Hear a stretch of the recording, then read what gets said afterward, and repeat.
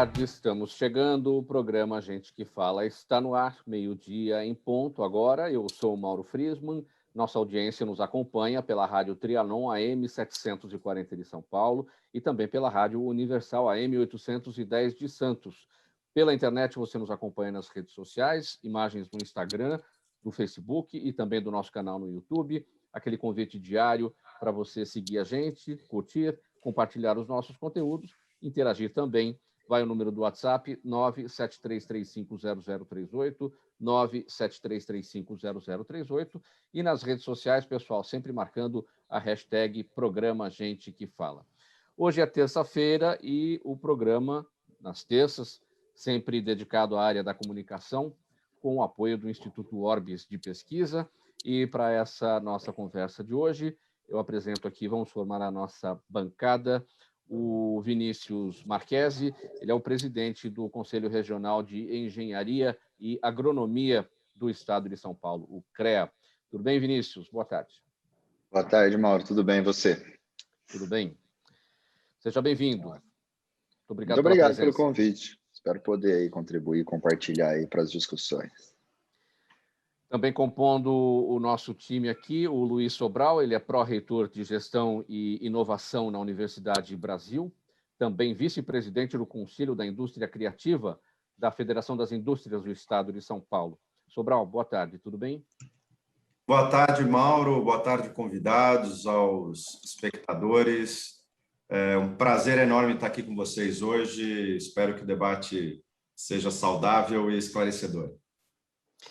Também com a gente o Walter Lagoa, preparador de lideranças com foco na comunicação. Walter, boa tarde. Aliás, hoje é 1º de junho, né? Mês novo, esperanças renovadas, né? Acabei esquecendo de citar isso aqui na nossa abertura. Vamos em frente. Tudo bem, Walter? Tudo bem, Mauro. Boa tarde, Vinícius, Luiz. Obrigado pela oportunidade.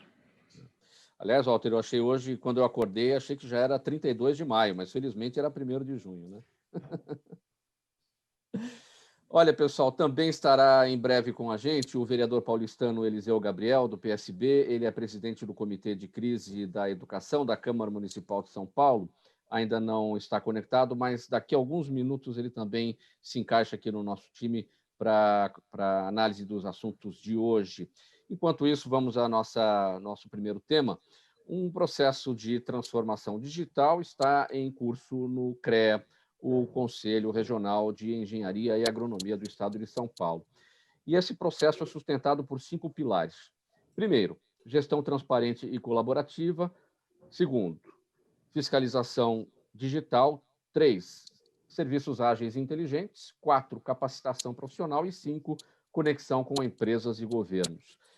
De acordo com o CREA, as novas práticas permitirão ampliar a relação com as entidades de classe e valorizar profissionalmente os registrados, abrindo espaço para inovação e possibilitando que todos os envolvidos possam falar a mesma linguagem.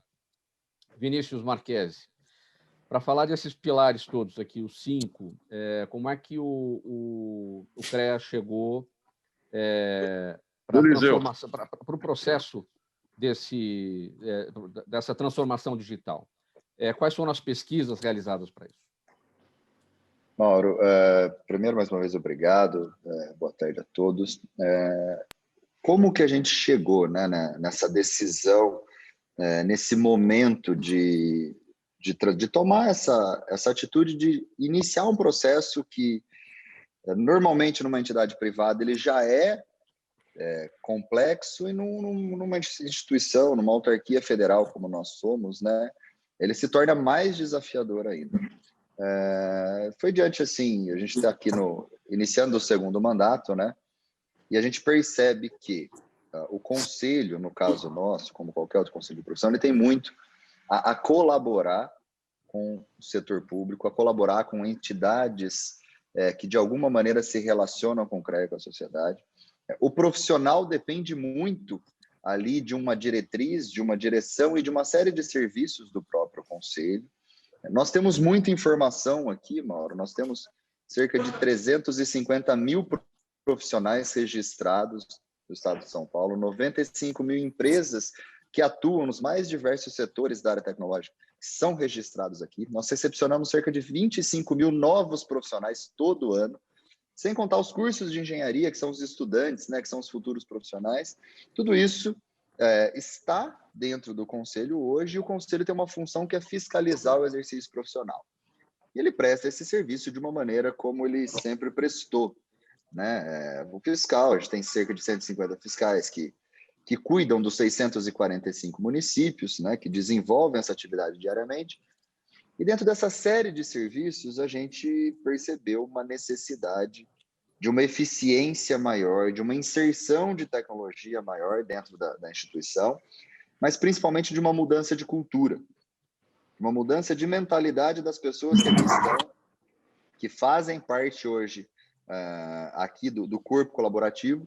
Então, a gente startou para mostrar a importância do Conselho no desenvolvimento de todo esse trabalho e numa prestação de serviços eficiente, para que isso se torne um case, principalmente para quem utiliza esse serviço, de que é possível, sim, o setor público ter excelência na prestação de serviço de maneira transparente, de maneira eficiente, e gerar valor para a sociedade, gerar valor para o profissional, onde ele fala assim, pô, eu uso esse aplicativo aqui, que é um aplicativo de transporte, aplicativo de pedir refeição, que são muito fáceis, a experiência do usuário é muito boa, é eficiente, mas eu não tenho essa mesma realidade quando se fala, com exceção de algumas experiências que a gente conhece do setor público, que são muito boas, mas de uma maneira geral a gente não tem essa mesma experiência, essa mesma eficiência no setor público. Então a gente quer transformar o CREA num case aí no estado de São Paulo de excelência de prestação de serviços por meio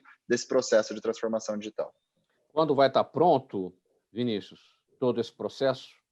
Que boa pergunta, viu, Mauro? Eu espero que até o fim desse mandato, que é dezembro de 2023. Mas lembrando que não tem um dia para ficar pronto, né? Quando a gente fala em inovação, a gente fala de melhoria contínua. Eu quero apenas construir, entregar essa plataforma, mas que a cultura da melhoria, da inovação contínua, da reinvenção nos perpetue aqui para as próximas gerações. Vocês se inspiram nesse processo de transformação digital do CREA em outros processos de outros conselhos, de outras entidades de classe? Não, a gente não se inspira em nenhum outro modelo. O que a gente faz?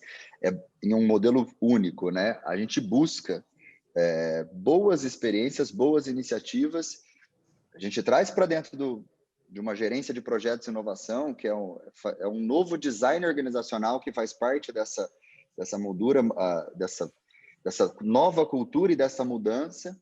A gente discute se tem aderência aqui, se faz sentido para o profissional, para as empresas que são, entre aspas, nossos clientes, a gente implementa. Então, ele é um case único, que assim, a gente varre o mercado para ver o que de bacana está acontecendo, mas não tem um case único que é modelo de inspiração para a gente, não. Bom, vocês não precisaram realizar pesquisas para esse trabalho, ou a pesquisa é a própria experiência do usuário, daquele que depende no dia a dia do Conselho? As pesquisas, elas são constantes, né?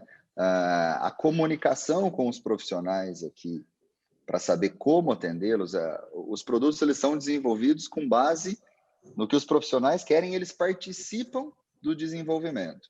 Que essa é uma das principais mudanças, Mauro. A gente tinha os departamentos que abraçavam os projetos, se fechavam no entorno desse projeto, esse projeto era desenvolvido por um determinado tempo, e quando esse produto ia para o mercado, esse produto não atendia o que o profissional queria, ou o que a população desejava. O que a gente fez? A gente abriu, a gente passa isso faz parte de uma metodologia, claro, a gente passa a se comunicar para entender quais são as prioridades dentro do planejamento estratégico, e a gente começa a desenvolver esse produto com base na participação desses profissionais, de quem realmente vai utilizar o produto. Walter, como é que a gente linka esse processo que está se desenrolando lá no CREA com a preparação de lideranças? De diversas maneiras, né? É importante entender que a liderança também, com a transformação digital, ela muda o seu papel. O líder hoje, ele já não é mais um líder que tinha uma posição vertical, né? Ele começa a horizontalizar a sua influência, entender que está mais próximo, entender as necessidades. O líder hoje necessariamente ele vai ter que entender um pouco mais de tudo, e principalmente de competências emocionais, gerando empatia, engajamento, entendendo qual é o seu público, entendendo quais são as suas necessidades, e para isso é fundamental que ele trabalhe a comunicação. Tanto é que no LinkedIn, acho que no ano passado, uma das questões que foram levantadas era que que eles buscavam no profissional do futuro, uma das coisas era soft skills, era a comunicação, né? Talvez como principal habilidade da liderança. E quando a gente fala em transformação digital, a gente pensa muito em tecnologia, né? E só tecnologia. E, na verdade, essas habilidades humanas e de comportamento, emocionais, elas agora aparecem de uma maneira à frente de qualquer outra habilidade quando a gente pensa em liderança, em gestão de pessoas, em desenvolvimento de projetos. Então, o caminho é esse, né? Você aliar toda essa base tecnológica com as suas competências emocionais e comportamentais, né? Já está com a gente, 12h11, no programa Gente que Fala, o vereador paulistano Eliseu Gabriel, do PSB, presidente do Comitê de Crise da Educação da Câmara Municipal de São Paulo. O vereador está preparado aí para essa nossa conversa? Eu vejo que você está ainda se colocando aí. Como é que estão as coisas? Está na escuta, vereador? Seu microfone fechado, não sei se... Agora está escutando? Agora sim. Como o senhor está de máscara, não sei se o senhor está falando e não está percebendo o microfone fechado, porque a gente não vê, né? Na verdade, aconteceu um problema na minha casa da sexta para o sábado, né? Que deu uma ventania muito grande, assim, uma espécie de um ciclo, sei lá, uma coisa violentíssima. Arrancou uma árvore enorme e jogou ela em cima do telhado. Então, o que aconteceu? Quebrou o telhado, começou a vazar água dentro de casa, então tive que sair agora, porque já tem gente lá consertando, né? Primeiro tirar a tranqueira, uma árvore enorme, e tive que fazer compra de madeira, de etc. Tive que sair. Eu pensei que ia dar tempo de eu voltar para fazer o programa de casa, mas não deu tempo. Então, eu estou aqui ainda, então eu estou na rua. Você vai se posicionar aí onde o senhor está para essa nossa conversa? A gente segue por aqui enquanto o senhor se ajeita. Eu só consigo um lugar mais silencioso aqui. Tá bom.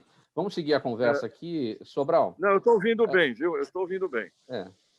Era importante que o senhor encontrasse aí um local até para parar a imagem, né? Fica melhor aqui para a nossa audiência. Eu consigo achar aqui. Que está acompanhando pelas redes sociais. Tá bom? Enquanto isso, a gente segue a conversa aqui com o Luiz Sobral. Luiz Sobral, vamos fazer um link também desse trabalho feito pelo CREA de transformação digital, com a indústria criativa, com a inovação na educação, a partir do trabalho da Universidade do Brasil. Mauro, aliás, deixar um abraço aqui, hipotecado aqui para o nosso grande vereador da Zona Norte. De fato, sexta-feira e sábado foi surpreendente o clima aqui em São Paulo. Teve um vendaval aqui que destelhou muita gente, e esse nosso combativo vereador de São Paulo para a área da educação há tantos anos, que tem feito tão bem o trabalho dele aí na Câmara Municipal. Obrigado, Sobral. Obrigado. Mauro, aqui é o seguinte, aqui na Universidade Brasil, a gente tinha o reconhecimento da oferta dos cursos de ensino à distância, né? A gente poderia já, e a gente já fazia isso em algum tempo, da oferta de cursos na modalidade EAD. Aliás, até para deixar a turma informada, até 2019, de todos os estudantes do ensino superior, um terço da totalidade estavam cursando as suas graduações, pós-graduação, no ensino à distância, na modalidade EAD, e 2/3 na modalidade presencial, aquele que você vai na sala de aula, tem aula naquele horário, naquele endereço. Por conta da pandemia, né, essa fatalidade que assola o planeta, aí, a gente já arrasta há muitos meses, um efeito colateral curioso acabou aparecendo para a área do conhecimento e para a área, portanto, também da inovação e da tecnologia, por decorrência aí, né, das nossas restrições e pelo isolamento social que está imposto, porque é assim que a gente deve conter a proliferação do vírus. E, para ter uma ideia, o ano passado, esta medida praticamente virou ao contrário. Já existem muito mais procura do ensino já remoto, à distância, né, o não presencial, do que os cursos presenciais em sala de aula. E isso, Mauro, para a Universidade Brasil, que estava pronta para virar essa chave, foi bastante tranquilo. Claro, a mudança de comportamento humano, né? Quem está acostumado a estudar na sala de aula, ter aquele compromisso, como o Walter estava dizendo, a tecnologia não trata só do hardware, do software, ela trata das pessoas, dos costumes, né? Dos hábitos, né? Das pessoas. Então, para virar isso no hábito, já é complexo. Imagina uma instituição de ensino que não estava preparada para oferecer os seus cursos na modalidade à distância, assim como a escola pública, né? Então, a gente aqui conseguiu satisfatoriamente virar rápido essa chave. Já em março, abril do ano passado, a gente conseguiu continuar oferecendo a graduação e os cursos que a gente tinha na modalidade à distância de forma digital. E, evidentemente, de lá para cá, já passado mais de 12 meses, a gente avançou em muito investimento para melhorar essa qualidade. Aliás, frisa-se, né? Para a gente também deixar claro, já que a gente vai falar sobre inovação, ensino à distância, ensino digital, é bom que se entenda que também a metodologia à distância, que ela é uma metodologia própria, muito diferente daquele que frequenta a sala de aula, ela tem todo o seu ritmo, etc., ela é diferente da educação digital, né? A educação digital é aqui, como a gente aqui está ao vivo, todos reunidos ao mesmo tempo. Isso não é educação à distância, né? Educação à distância, você estabelece lá as disciplinas gravadas, um tutor disponível a hora que você puder estudar e acessar o ensino, tem os conteúdos programáticos lá já disponíveis para você acompanhar uma trilha, como a gente chama aqui na educação, uma trilha de conhecimento para você cumprir aquela disciplina, passar daquela disciplina e virar o ciclo semestre até que você se gradue e se forme. O ensino à distância, neste momento, no Brasil e em parte do mundo, ele é um ensino híbrido, né? Ele é um ensino digital, que está acontecendo ao vivo. E aquilo que a gente conseguiu investir aqui é dar possibilidades de que aqueles que tinham acesso a dados, né, planos de dados, porque não é todo mundo também que tem acesso à internet fácil, né, banda larga, etc., que a gente pudesse oferecer os ensinos online, com o professor numa sala, dando uma palestra ou uma aula ao vivo, imediatamente naquele mesmo horário da aula, para aquele número de pessoas, número de estudantes matriculados naquela disciplina. E para aqueles que não conseguiam, ou tinham também um novo hábito, uma nova rotina de vida, a gente disponibilizou os cursos realmente à distância, em EAD, que aí a pessoa pode curtir, cumprir as suas etapas de graduação em conteúdos gravados. A gente está otimizando esses ambientes de sistema, eles são super customizáveis, então, para cada vez mais a gente conseguir acessar e dar motivação, né, para esses alunos não desistirem e continuarem a sua trilha, e para isso, naturalmente, é necessária muita criatividade para a gente conseguir garantir que o aluno se mantenha perseverante na sua formação, na sua graduação, até porque o Brasil precisa cada vez mais de gente técnica e preparada para enfrentar os desafios futuros. Vereador Eliseu Gabriel, está posicionado aí? Como é que está a sua situação? Pode falar. Eu pediria uma gentileza, vereador, colocar o seu smartphone na posição horizontal, até para a gente manter a imagem no padrão dos demais. Tá. Vamos lá, eu vou ler aqui o seu tema. Vereador, 9 meses após anunciar a compra de 465 mil tablets para acesso à internet, a Prefeitura de São Paulo alcançou, no último dia 21, a marca de 100 mil equipamentos entregues a estudantes da rede municipal de ensino. Os tablets foram comprados para auxiliar as crianças que estão em ensino remoto desde o início da pandemia e vem ao encontro do projeto seu, vereador, número 446 do ano passado, que obriga a prefeitura a incluir o Wi-Fi na relação do material escolar gratuito. Vou botar uma pitadinha de polêmica aqui, vereador. Eu fiz uma pesquisa aqui no splegesconsulta.câmara.sp.gov.br para ver o andamento dessa sua propositura, dessa sua proposta no âmbito lá da Câmara Municipal. Dia 22 de dezembro do ano passado, houve uma audiência pública dentro da Comissão de Constituição e Justiça, que é a porta de entrada das matérias no Legislativo. De lá para cá não aconteceu mais nada. E a gente sabe da urgência que é este tema, especialmente os alunos da rede oficial.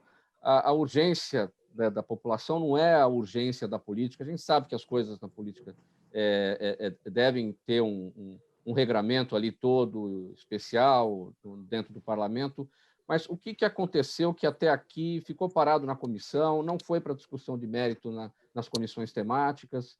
O que está emperrando aí, vereador? Vou entrar dentro da loja aqui, porque... pronto. O que acontece é o seguinte. Primeiro, a questão dos laptops, né?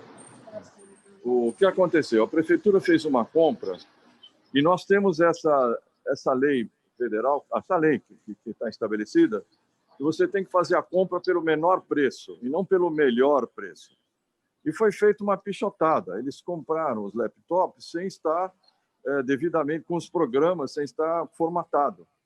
E entregaram os laptops sem estar formatado nas escolas. Então, não tinha o Windows, não tinha isso, não tinha aquilo. E, resultado, cada escola, então, começou a tentar colocar, enfim, formatar o laptop. Esse foi um problema que causou esse atraso todo e essa confusão. E não teve uma iniciativa... Isso foi feito na gestão anterior, né, com outro secretário, não com o atual. Isso causou um problema seríssimo, porque as pessoas não tinham como utilizar o laptop, o computador, e o tempo passando, e as semanas, os meses correndo. Então, é isso que aconteceu. Foi realmente um erro de compra para tentar seguir a lei. Não fizeram uma compra que incluísse tudo. E você sabe que esse foi um problema que causou seríssimo. O grande problema do ensino remoto, né, que é diferente do ensino à distância, o ensino à distância é diferente, né, a educação à distância é diferente. O ensino remoto é uma emergência que nós estamos tendo, é uma emergência, porque no caso no ensino fundamental, na educação infantil, o contato é absolutamente fundamental. A internet, o contato são coisas importantes, mas o contato, o encontro são absolutamente fundamental na formação das crianças. Então, é isso que acontece. Com relação ao meu projeto de lei, justamente o tal problema, né? Significa, se a lei é aprovada, a prefeitura vai ter que ter obrigatoriamente uma despesa de colocar a internet na casa dos alunos, que seria a grande solução para o problema no Brasil inteiro hoje. Esse é o grande nó, porque você vê menos de 30% das crianças do ensino fundamental e médio da prefeitura tem acesso seguro à internet. Então, às vezes tem um celular para a família inteira, às vezes não tem nenhum, não tem o sinal. Quer dizer, é uma tragédia que está acontecendo na nossa educação em São Paulo. Não dá para pôr culpa nesse ou naquele, mas é um problema, né? Quer dizer, deveria ter uma agilidade fundamental, né? Primeiro, por exemplo, se tem um paciente que está morrendo de sede, a primeira coisa é dar água para ele, né? Então, a mesma coisa, quer dizer, você precisa fazer a aula à distância, o ensino remoto. O fundamental é que a criança tenha acesso à internet. Então, essa é uma coisa que, em vez de preparar, tem que preparar os cursos, mas prioridade qual é? Fazer a pessoa poder ter acesso. Então, esse é um drama que a gente vive. Eu tenho pressionado muito para que meu projeto, inclusive, já chegou já está próximo de ir para a pauta. Estou negociando bastante para que a prefeitura se sensibilize com isso. O senhor preside o Comitê de Crise da Educação da Câmara Municipal de São Paulo. Esse tema certamente está sendo debatido dentro desse comitê nesse momento. Sim, muito. É uma coisa recorrente. É a grande reclamação, né? Primeiro que foi uma iniciativa boa da prefeitura, né? Mas foi feito esse erro que é dramático, né? Acaba sendo um problema que acaba causando um desgaste que não precisava ter, né? Agora, por outro lado, as leis que regem as licitações são muito rígidas e muitas vezes são burras, desculpe o termo, né? E que fazem com que o gestor vive o tempo inteiro pressionado, ameaçado de processo, ameaçado de ter os bens indisponíveis. Isso é impressionante. Então, esse tipo de controle, sem o entendimento do que é a realidade, causa esses problemas. Agora, o senhor falou que o seu projeto está perto da pauta, já está. Então, essa informação aqui do SP Legis não corresponde? O projeto não corresponde. Já foi para as comissões temáticas? Eu explico para você. O negócio é que existe no regimento interno uma coisa chamada Congresso de Comissões. Sim. Então, o projeto precisa passar pela Comissão de Constituição e Justiça, e passou. A partir daí, ele tem que tramitar por todas as comissões que têm a ver com o projeto. Até a Comissão de Finanças, que é a final.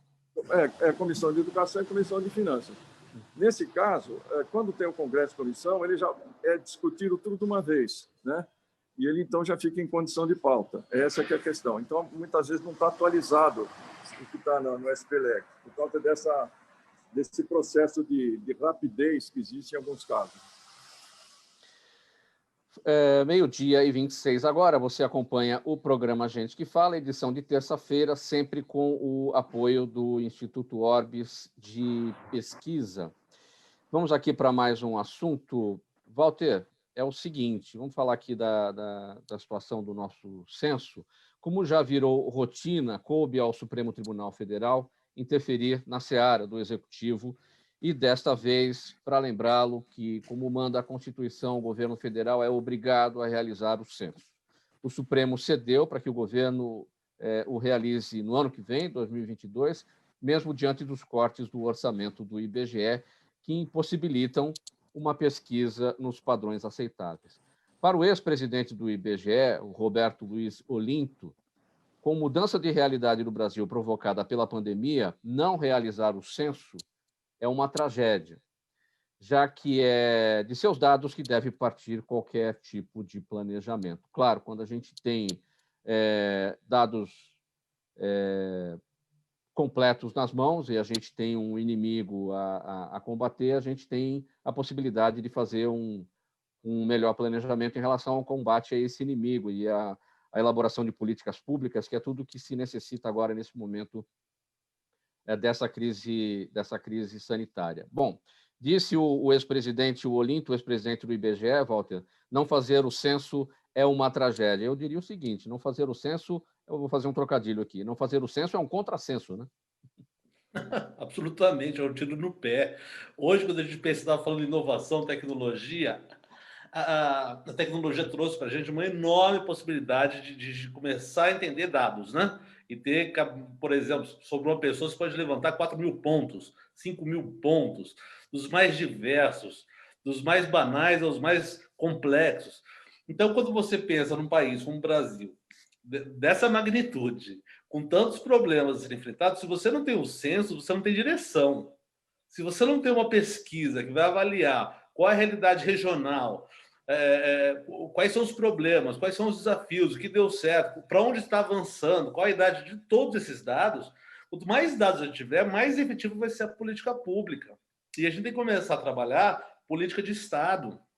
Então, o censo dá essa direção que é além suprapartidário, sabe? Além dos partidos, a gente começar a pensar, claro, ter uma ideia de nação, como a gente desenvolve a educação regionalmente, e aí fazer esse perfil que vai ser diferente da realidade do norte do país, do nordeste e do sudeste.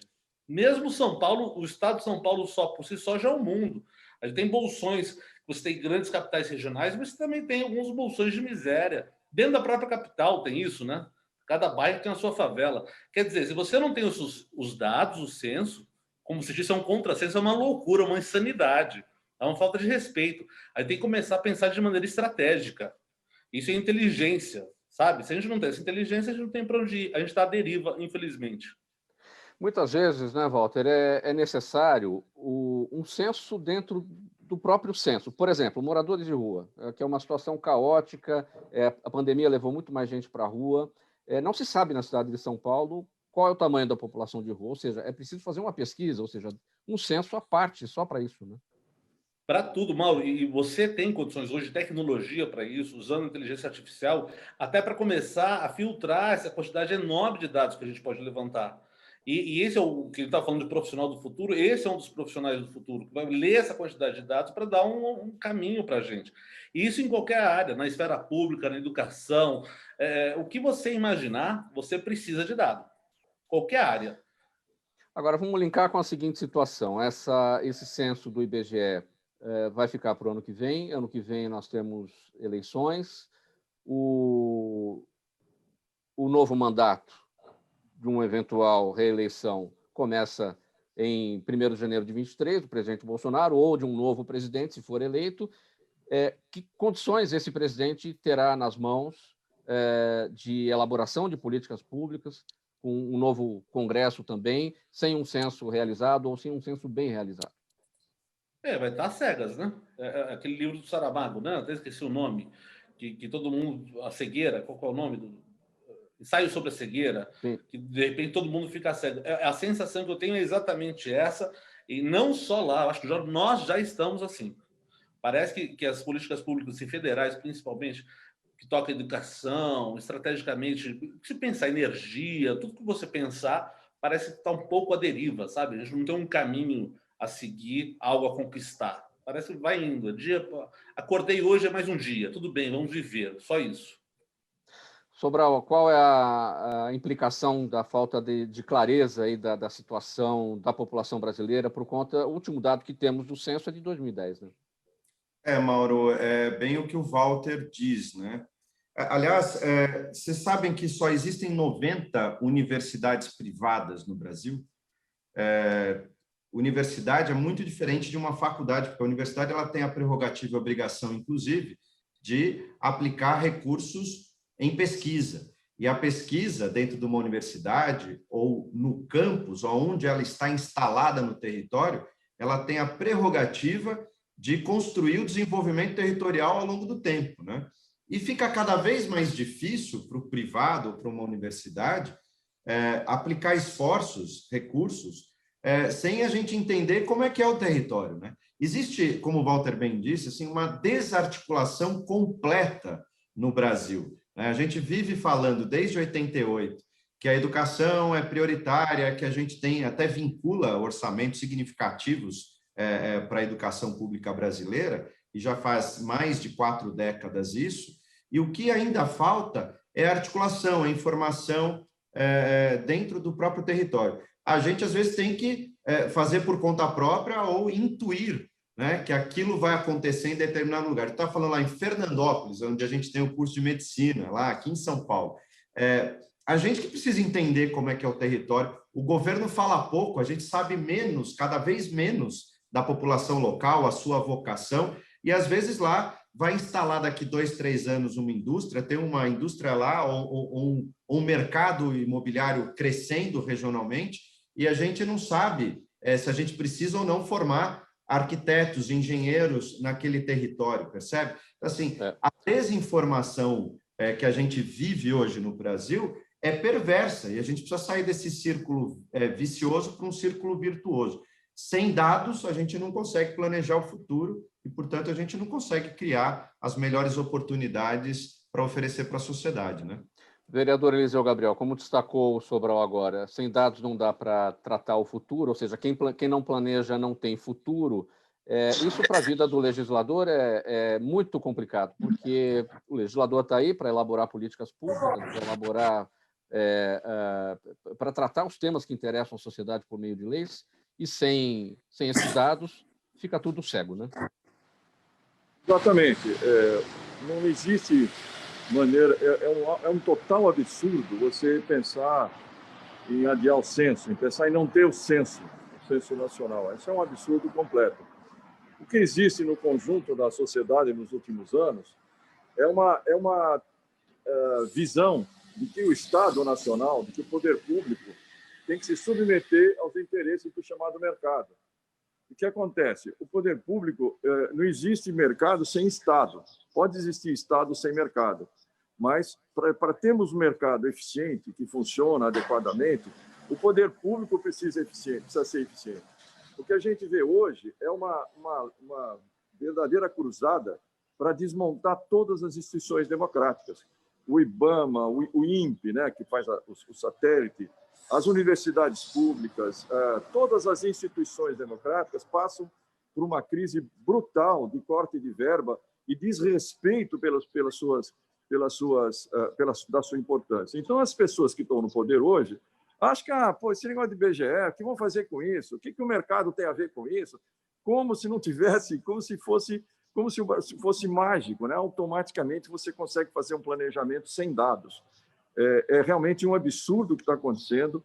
Existe uma confusão desse pessoal que está no poder, uma fome de tomar recurso público. Eles querem tomar os dinheiro público e mandar para quem? Para enriquecer os que já estão ricos. Esse é um problema que nós temos no Brasil. Nós temos que valorizar o que é público, o IBGE, as universidades, o IBAMA e todas as instituições democráticas. É assim que a gente tem uma democracia e é assim que nós vamos ter um país menos desigual. É isso que nós temos que trabalhar. Vereador Eliseu Gabriel, a gente vai para o intervalo agora. O senhor quer seguir com a gente até o final ou o senhor já quer cuidar aí da sua parte pessoal? O senhor foi pego desprevenido aí, né? Pelo problema. A árvore que caiu é enorme e quebrou tudo, né? Então, e quando chove, ontem pingou dentro de casa, está complicado. Eu estou aqui numa loja e vou fazer uma compra aqui de madeira. Então, e para poder organizar o telhado lá, você desculpe, fique tranquilo. Mas eu estou achando demais essa conversa aqui. O Sobral, conheço, um amigo nosso, e as outras pessoas também. Um programa maravilhoso, viu, hoje. Como sempre, né? Mas tomou um bom nível, um bom debate. E se eu puder me despedir agora, agradecer muito a você e a todos, e pedir 1000 desculpas, eu quero voltar, tá bom? Fica aqui, então, a sua mensagem, o nosso agradecimento da equipe do programa Gente que Fala pela sua participação, que tudo se resolva muito bem lá na sua casa e que esse problema seja bem resolvido. Tá bom? Muito obrigado pela presença e até essa oportunidade que será breve, com certeza. Um abraço, vereador. 12h37, a gente precisa ir para um intervalo, são 30 segundinhos só, é bem rapidinho, a gente volta. Até já. Toda ação estratégica de sucesso tem um componente fundamental: o Instituto de Pesquisas, ético, rápido e preciso. Afinal, é ele que vai fornecer informação confiável, sem achismos ou palpites. Isso, numa época de mudanças rápidas e repentinas, é fator crítico de sucesso. A Orbis é um instituto de pesquisas que une precisão e confiabilidade estatística com a mais alta tecnologia em pesquisas do mercado. Tem inteligência artificial, robótica e Big Data, entre outros recursos, para que você tenha uma informação correta, confiável, com o menor custo e no menor tempo possível. Na sua próxima ação, seja ela corporativa ou política, comece pela Orbis. Porque com a informação correta, você vai mais longe, mais rápido, com mais segurança. Faltando 22 minutos para 1, programa Gente que Fala, edição de terça-feira, com o apoio do Instituto Orbis de Pesquisa, pela Rádio Trianon AM 740 São Paulo, Universal AM 810 Santos e também nas redes sociais. Vinícius, a Câmara Municipal de São Paulo programou para amanhã a segunda votação do projeto de lei 397 de 2018, é matéria do Executivo, que reduzem até 86% o valor do CEPAC da Operação Urbana Água Branca. CEPAC são certificados de potencial construtivo adicional. A iniciativa agrada a empreendedores, mas muitos urbanistas dizem que a operação perderá a perspectiva de arrecadar os recursos necessários para cumprir seu plano de intervenções, fixado em lei, e terá a requalificação da área inviabilizada. Para a gente trocar em miúdos esse assunto, Vinícius, o que é a Operação Urbana Água Branca? Por que essa redução do valor dos certificados agrada empreendedores, mas não agrada urbanistas? Vamos trocar em miúdos isso, Vinícius. Vamos lá, Mauro. Só pegando um gancho aí no assunto anterior com relação ao IBGE, e aí até dando também a inserção de um dos assuntos que a gente está discutindo, eu acho que o modelo também, como é feito, ele precisa ser repensado, né? Porque uma das questões aí que em tese, pelo menos o posicionamento do governo federal é esse, de que o custo é muito elevado, o momento não é oportuno. É claro que há uma série de discussões, não é só isso, mas esse modelo de censo que a gente pratica hoje é um modelo muito antigo. Mas hoje eles fazem com celulares, eles fazem lá com os tablets dele. Informatizou a burocracia. Eu acho que esse modelo, sim, ele precisa ser repensado. Há muito espaço para inovação, para que a gente não tenha essa falta de informação, como o próprio Sobral, o Walter, bateu na tecla aí, porque realmente sem informação a gente fica no escuro, a gente não sabe.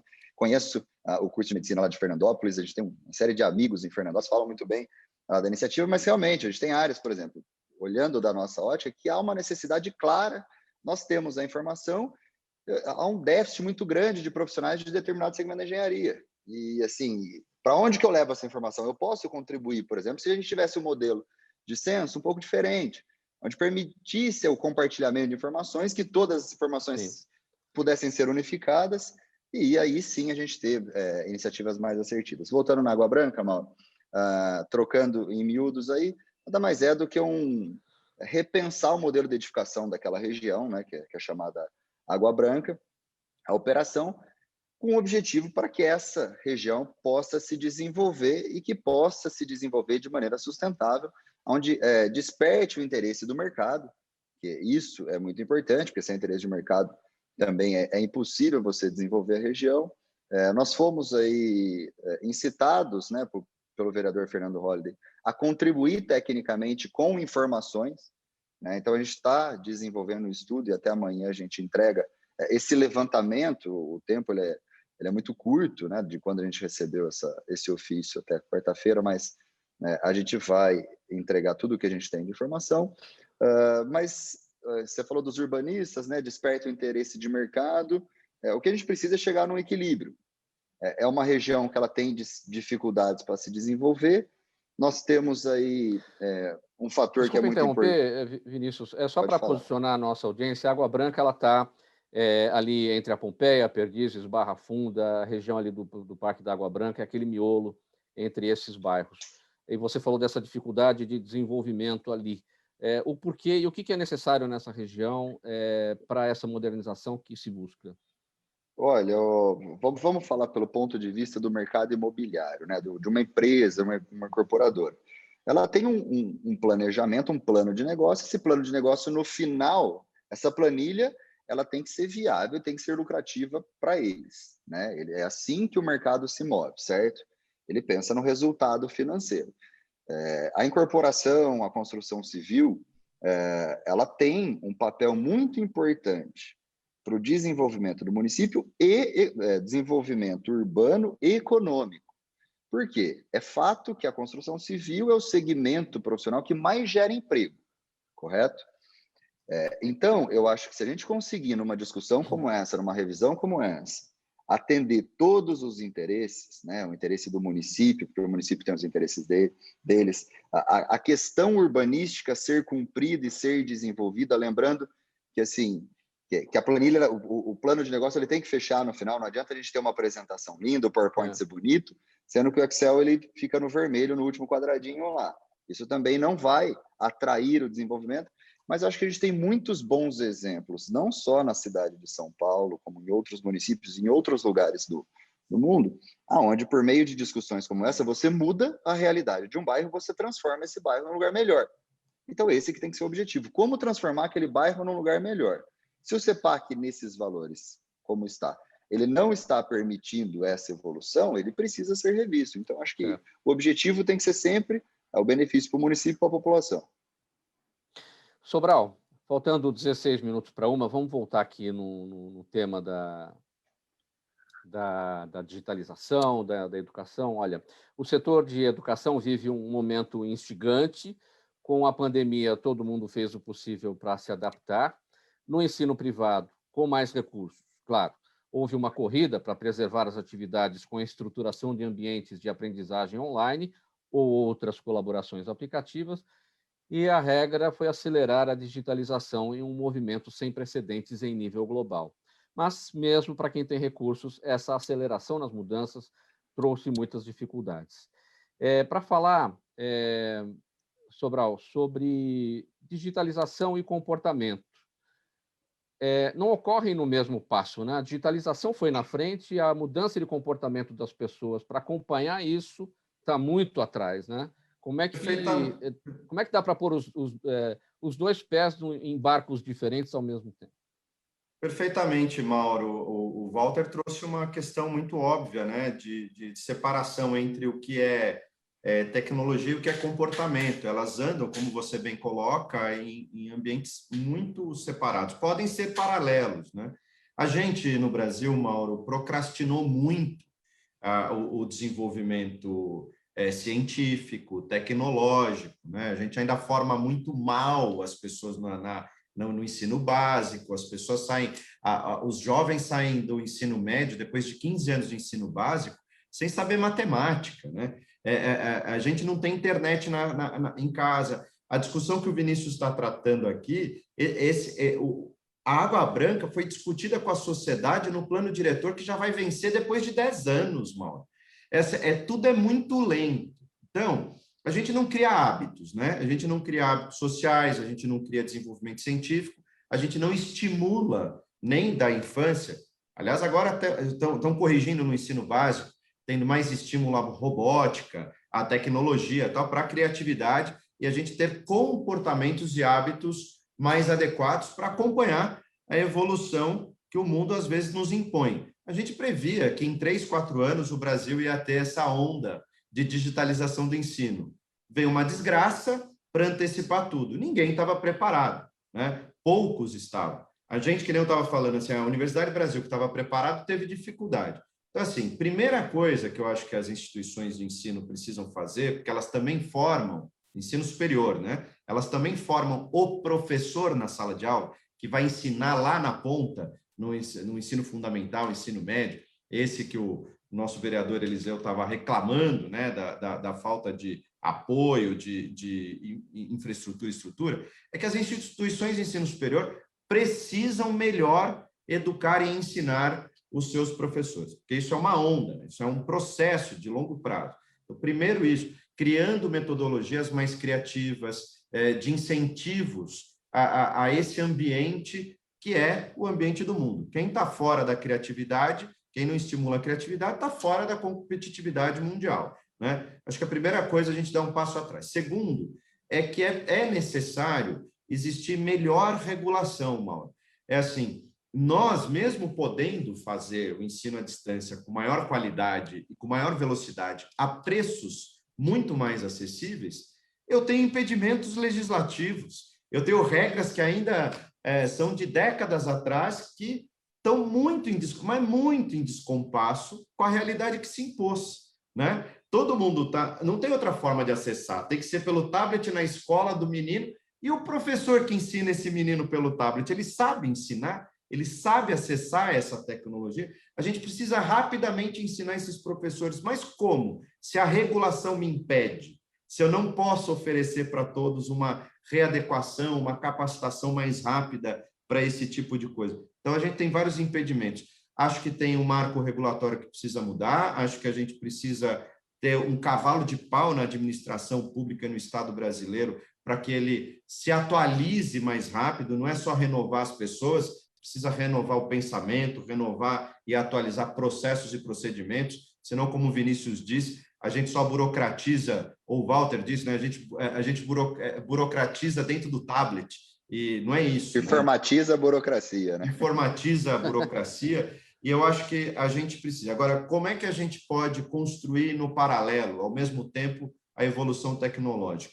Como os países desenvolvidos fazem, criando hábitos culturais, hábitos educacionais e de ensino que sejam estimulantes desde a rede pública, desde a rede básica, melhor dizendo, desde a rede básica de ensino, do fundamental, do ensino médio, melhor aproximação desses ambientes futuros para o coletivo. Não adianta só o privado ter, cada vez é menor o número de pessoas que estudam o ensino básico na rede privada, e isso não vai dar certo para o Brasil se a gente não transformar essas metodologias no ambiente, desde lá de trás, no ensino básico público brasileiro. Walter Lagoa, e esse termo que o que o Sobral usou agora, dar um cavalo de pau, isso tem a ver com o que eu chamei a atenção lá atrás, agora há pouco, com o vereador Eliseu Gabriel, de como a nossa urgência aqui fora é diferente da urgência da política, porque precisa acontecer uma revolução lá dentro. Né? Aí é que vem o cavalo de pau. Né? Espera aí, vamos mudar o rumo, gente. Não é, Walter? O futuro é hoje, né? O futuro não é amanhã. A revolução digital não é que vai acontecer. Já aconteceu, talvez a gente esteja na segunda ou terceira. A gente não se deu conta ainda. E talvez essa questão do Luiz está falando tem que ter também uma abertura assim, qual é o currículo de determinada área? Tem que ser transformado. Hoje você não tem que formar um aluno, uma pessoa, para marcar um xizinho numa prova. Ele tem que ser uma pessoa que está se formando continuamente. O Vinícius falou disso, né? É melhora contínua. E se você não estiver nessa onda, você não chega. Por exemplo, o líder não é um lugar que você chega. É um lugar de constante movimento. É assim: você quer fazer Deus rir? Conta seus planos para ele. É a mesma coisa para a gente pensar em tecnologia. Você quer ter uma coisa estática? Não vai ter mais. Você não tem uma resposta. Você tem que estar todo dia abarcando e mudando. E se o caminho hoje vai ser, amanhã vai ser outro, a resposta não é a mesma. Na educação, por exemplo, a gente não trabalha a comunicação com os alunos, sabe? Que seja falar em público, que seja entender através da comunicação também todo o seu aspecto emocional. A gente está transformando uma série de pessoas assim funcionais, dentro do ponto de vista assim, mas doentes. E não tem nem mais posto de trabalho, Walter. Exatamente, não existe mais.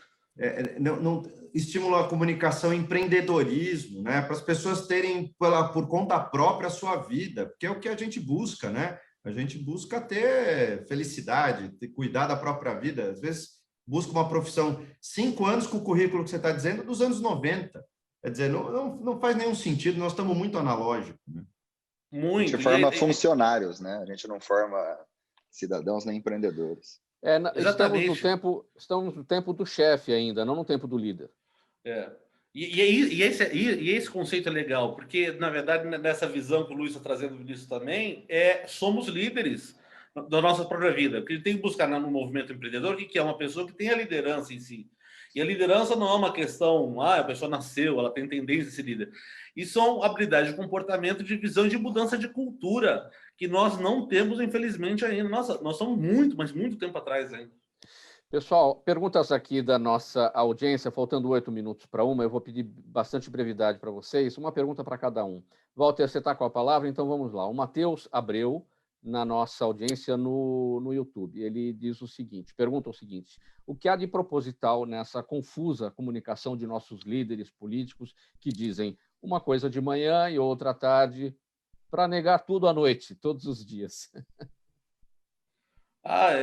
Tem uma frase, agora até fugiu aqui, mas ela é proposital, né? Ela é pensada, né? É uma maneira de você desestruturar, assim, porque, na verdade, a reboque disso vem as fake news, e, na verdade, quando você traz as fake news, vira uma notícia, você não sabe mais em que acreditar. Então, você desarticula qualquer tipo de movimento social, você começa a desarticular o desinteresse ou da população pela política, ou por fazer parte dessas questões, e aí você cria um ambiente tão instável que você não sabe para onde ir. Então, o que é?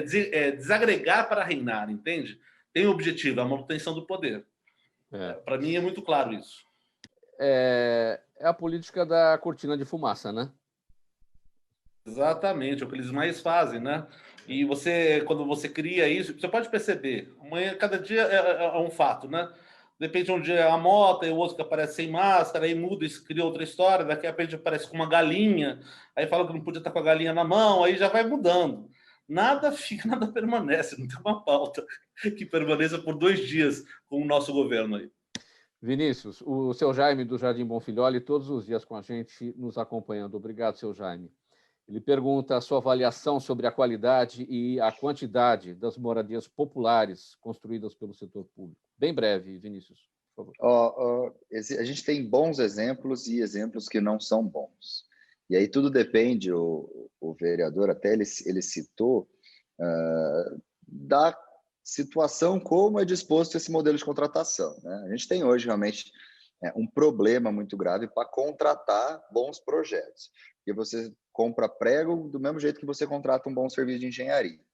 né? Então, há esse problema nesse modelo de contratação. Isso permite que a gente tenha produtos ruins. Então, seu Jaime, eu acho assim que a gente precisa discutir o assunto, sim, o debate ele é importante, mas eu não consigo apontar um culpado, um único culpado. Eu consigo enxergar uma série de fatores, um ambiente que precisa ser melhorado para que a gente tenha melhores produtos, nesse caso, melhores casas, melhores moradias populares. E a última pergunta aqui para o Sobral vem da Vera Lima, sempre com a gente aqui também pelo Facebook. Como anda a situação dos alunos que estão inadimplentes com o FIES? Pergunta a Vera Lima. E dentro dessa pergunta, até que ponto as dívidas podem ser negociadas também? Sobral, bem breve. Claro. Bom, o FIES é um financiamento público, a inadimplência supera 90% desde que ele foi criado. Esse é um grande problema do financiamento de programas no Brasil, porque você constitui um fundo e você não cobra as pessoas adequadamente. Porque não cobram, não fornecem novos créditos. A gente está com uma crise profunda no financiamento público para o ensino privado, porque o governo já não tem mais caixa e, portanto, não oferece maior recursos para mais gente. E nós reduzimos a 1/20, para você ter uma ideia, Mauro, de 2 anos para cá, o financiamento estudantil. É muito grave, não tem a cobrança dos contratos, isso é um problema. E a inadimplência no privado também está muito alto, mas a gente está sobrevivendo, fazendo melhores negociações para não perder alunos. A evasão no ensino superior brasileiro superou 20% dos matriculados de 2019, viu? É muito grave isso. Em pouquíssimos segundos aqui, Sobral, questão do Enem em 2021. Incertezas em relação ao exame, menos pela pandemia e mais pela desorganização enfim, quem tem uma desorganização, mas aparentemente o ministro ontem declarou que nos dias 21 e 28 de novembro deste ano ocorrerá o Enem. Vamos ver se eles se organizam menos tempo, mas se organizam melhor do que no começo do ano. No começo do ano foi uma pataquada, mudança de data, mudança de procedimento, e acho, como a gente está debatendo aqui inovação, fizemos um teste com quase 100 mil alunos por meios digitais, né? Por plataforma digital. Eu acho que a gente precisa encarar isso como um dado de realidade, passar a oferecer o Enem, que é determinante para a gente, primeiro, medir como é que está o nosso ensino médio e, segundo, para a gente dar melhor oportunidade para quem vem da rede pública de ensino acessar o ensino superior, tão determinante aí para a gente garantir as profissões. Claro, a gente mudando e discutindo seriamente os currículos do futuro, que é isso que a gente precisa fazer nesse momento. Pessoal, o nosso tempo se esgotou, eu não consigo aqui as despedidas de vocês, mas eu já vou aqui para o agradecimento. Termina aqui essa edição do programa Gente que Fala de terça-feira, com o apoio do Instituto Orbis de Pesquisa. O agradecimento a vocês, então, em nome da equipe do programa Gente que Fala. Estiveram com a gente o vereador paulistano Eliseu Gabriel, o Vinícius Marquesi, que é presidente do CREA São Paulo, Conselho Regional de Engenharia e Agronomia do Estado, o Luiz Sobral, pró-reitor de Gestão e Inovação da Universidade Brasil, e o Walter Lagoa, preparador de lideranças com foco na comunicação. Na mesa de som com a gente hoje, cuidando da sonoplastia, o Sérgio Souza, é o gerente técnico da Rádio Trianon, apresentação minha, Mauro Friesman, pauta e redação do Pedro Schiavon, a diretora de produção é a Zenilda Salvato, nosso diretor-geral é o jornalista Fausto Camunha, e do outro lado do Gente que Fala, você, ouvinte, espectador, a razão da nossa presença aqui todos os dias. Você fica na sequência aqui da programação da Rádio Trianon com o Dermeval Pereira, ele já está chegando com o programa Sociedade em Foco, depois dele o André Lúcio Nicoli com o programa André e Você. Muito obrigado pela audiência, minha gente, faltando 1 minuto para 1. Tchau, até amanhã.